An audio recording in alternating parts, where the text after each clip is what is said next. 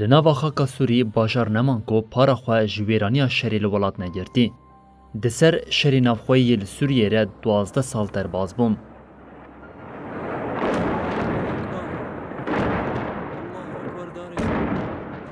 هل بشارتنا تندیه روشال ولات ویران او ویران کرد. ددمکی کو لناوا ولاتن عربان ده لدجی دیکتاتور و سردستان بهاره که دست بگیری پشت 10 سالان جاره یکمین هیویا آزادی خورد کرد. اف هیوی لناوا ولاتن عربان بلافت بو. دستراتین 30-40 سالی یک بیگ دهلوشیام. به وی خیالی ولاتین سوری جی خود ناوا گرمهایا وی بهاره ددیتن. دستپیک آداره ایدی دستلاتا سوریه جویه که دترسیا دست به بنجاف کرن او گرتنه کرده بوم.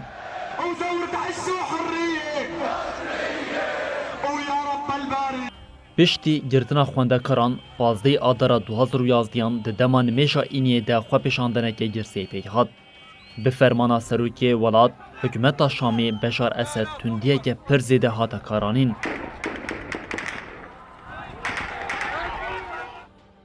اف یک بو سدمان ده قدره ولاد ده گوهرتنه که کو وگراوی زحمت چی ببه. 26 نیسان 2011 ارتش حکومت شامی در بازی باجری در آیه یک روزکا شریل سوری بخستی بوم.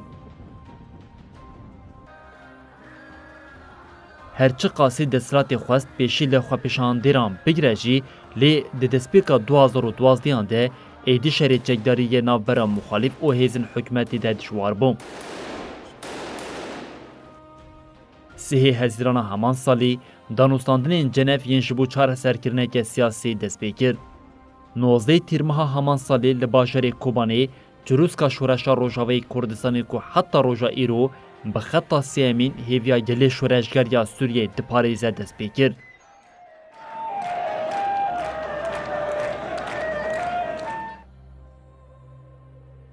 دما دیروک در بازی 21 تباها 2013 دبو جار یکمین ادعای چکین کیماوی درکتن.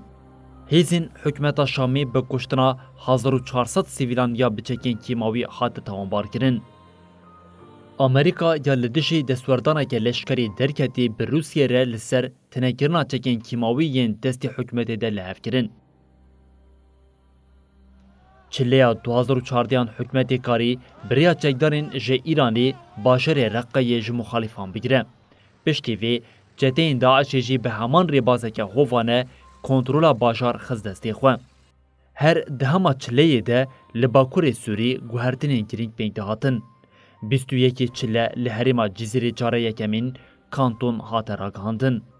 بشتره 27 لکوبانی و 29 جی لعفنی هاتن راگهاندن.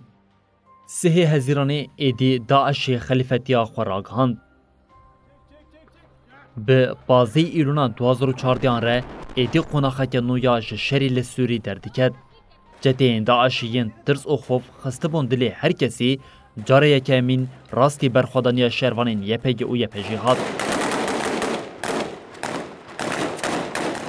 جاره یکمین 22 ایلونا 2014 هیزین امریکا لدشی داعشی ایریش هوای پیکانین.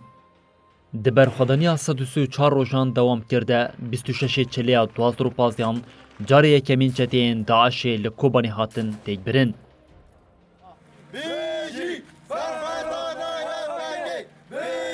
وی یکی هیویا برخودانا لدشی داعشی لحر دری دا آوا کرن. 21 گولانی پشت کچتین داعشی تطمور کنترول کر ایدی جنیو خاکا سوری زیده تر کنترول دی کر. روسیا ایدی دید کو به وشارت نکار حکومت شامی بپاریزه 3 ایلونی راست راست دست وردان کر. به پشتوانیا هیزین هوایی مخالف اکومنجتین دولتا ترک لقنجکی تنگاف کر. بریا 2015 بداوی ببه کنسه اولکاریا نتوین یک بوی جمارا 2254 یا تکلداری روشا سوریه ری کرد. به وی یکیره نقشا چارستریا به ریا سیاسی دهات ادعا کرن دیار بوم. Di demeke ku şervanên Meclisa Leşkeriya Minbicê bi piştavaniya Hêzên Sûriya Demokratîk Qesedê gund û bajarê Minbicê ji çeteyên Daişê paqij dikir de dewleta Tirkiya qirker û çeteyên wê jî ketin tevgerê. Sêzdeyê tebaxa 2016 Minbic hat rizgarkirin. Dewleta Tirkiya dagirker ku ji têkçûna çeteyên xwe yên Daişê tirsiya 24 tebaxê Cerabluz dagir kir. Li bajar tenê çeteyên Daişê cilguhertin û bi navê qaşo artêşa Netewîya Sûrî derketin pêş. Artêşa Tirkiya qirker ji wê demê ve êdî bi armanca qirkirinê çileya 2018 û cotmeha 2019 parça parça xaka Sûrî dagir kir. Piştî vekişîna çeteyên dewleta Tirk ji herêmên nêzî Şam û derdora wê hikûmetê jî karî li wan bajaran serweriya xwe xurt bike. Êdî ji destpêka şerê navxweyî ve carê yekemîn hikûmetê karî 21 Gulana 2018 Şamê bi tevahî kontrol bike. Serokê Rûsyê Vladimir Putin birêbazên peymanên li gel şefê rejima Tirkiyê Erdogan tevahî çeteyên wê li İdlib û derdora wê kom kir. Vê carê Erdogan ji bo parastina van çeteyan li Idlibê dest bi danûstandinên Sûçiyê kir. Her çi qasî çeteyên Daişê derbên giran xwaribû jî lê ji ber serokê wê Ebubekir el-Bexdadî sax bû, metirsiya Daişê hîna zindî bû. 27 Cotmeha 2019 serokê Dewletên Yekbûyên Amerîkayê wê demê Donald Trump kuştina el-Bexdadî ya li herêmeke İdlib a dibin kontrola çeteyên dewleta Tirk de ragihand. 27 Sibata 2020 hêzên hikûmeta Şamê bi dijwarî êrişê Roşatê Idlibê kir. Di êrişê de sûçar leşkerên dewleta Tirka qirker hatibûn kuştin. Şerê navbera aliyan piştî rawestîna Erdogan ya li ber deriyê Putin bi dawî bibû. Êrişên dagirkeriya dewleta Tirkiye li ser herêmê Qetra newestiya. Di van êrişan de bi sedan sivîl hatin kuştin û birîndarkirin. Ji 2016 heta niha di her fersendê de êdî bi aweke eşkere êrişên xwe yên qirkirinê li ser gilê herêmê pêktîne.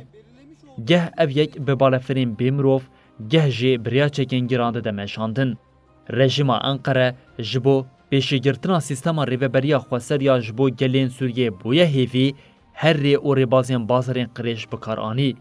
Di van bazarên xwe de dewlemendiya xaka Sûrî û Tirkiye bêyî ku bifikire kir qurbanî. Li Sûriya ku beriya şer jimara wê 22 milyon kes bû, bêtirî 5 milyon û 600 hezar kes neçarî koçberiya dervey welat bûn. Her wiha 6 milyon û 700 hezar jî di nava xaka welat de cihê xwe biguherin. Li gorî daneyên fermî yên rêxistinê navneteweyî li welat bêtirî 14 milyon kes êdî muhtacî alîkariyê bûn. Nêzî 600 hezar kesan jiyana xwe ji dest da. Piştî 12 sal tejî bûn, hîna jî di navbera Şam, Ankara, Tahran û Moskowê de bazar têne meşandin. Di her civîna bazarî ya li ser xwîna gelê Sûriyê têkirin de êşên giran bixweretînin. Niha careke din xeyalên azadiya Sûriyan li Moskowê li ser maseyeke çaraliye.